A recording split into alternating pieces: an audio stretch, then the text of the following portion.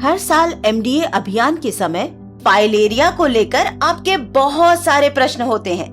आशा दीदी ये बताइए, आशा दीदी वो बताइए। इस बार मैं डॉक्टर साहब को साथ में लेकर आई हूँ।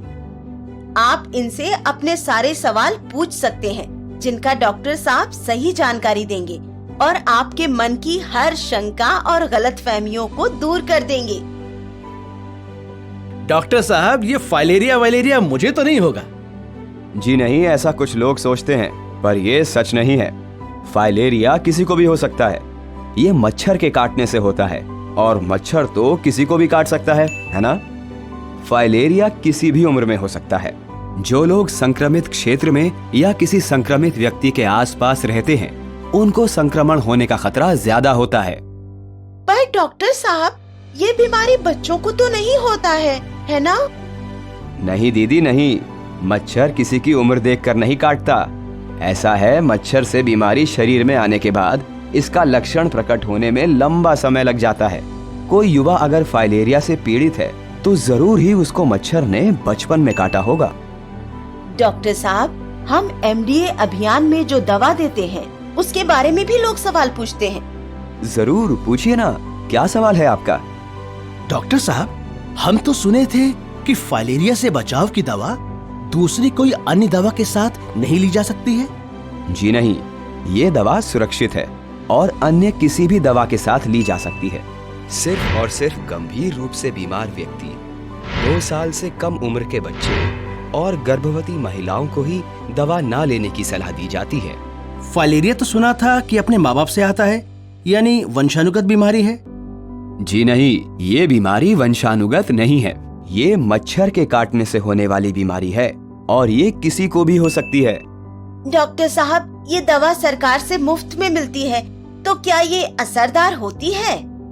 फाइलेरिया से बचाव के लिए यही दवा कारगर है और बहुत से देशों ने इसका प्रयोग करके फाइलेरिया को खत्म किया है। ये दवा सभी फाइलेरिया प्रभावित क्षेत्रों में खिलाई जाती है, अतः इसको स्वास्थ्य कर्मी के सामने खाना अनिवार्य है। हमको तो किसी ने बोला था कि केवल एल्बेंडाजोल टैबलेट का सेवन करना चाहिए, अन्य दवा का नहीं।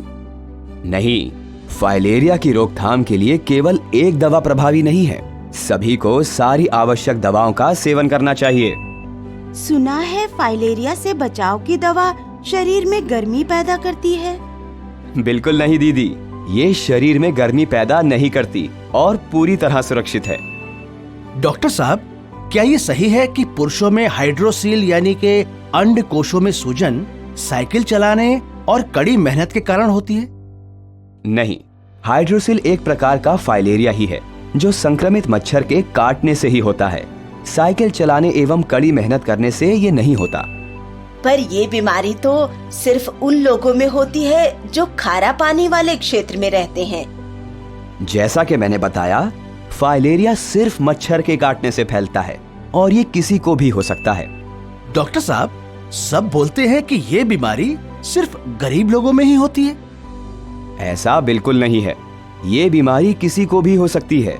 मच्छर काटने के समय अमीर गरीब जाति और लिंग का फर्क नहीं करते। याद रहे, फाइलेरिया के रोकथाम के लिए मच्छरदानी का प्रयोग करें, अपने आसपास जल जमाव न होने दें और एमडीए के दौरान सरकार द्वारा मुफ्त दी जाने वाली फाइलेरिया से बचाव की दवा खाएं। फाइलेरिया का एक ही इलाज, इसे होने ही ना दें। धन्यवाद डॉक्टर साहब, आपने हमारी आंखें खोल दी। हम एमडीए के दौरान फाइलेरिया से बचाव की दवा जरूर खाएंगे। मिलकर रोकेंगे फाइलेरिया।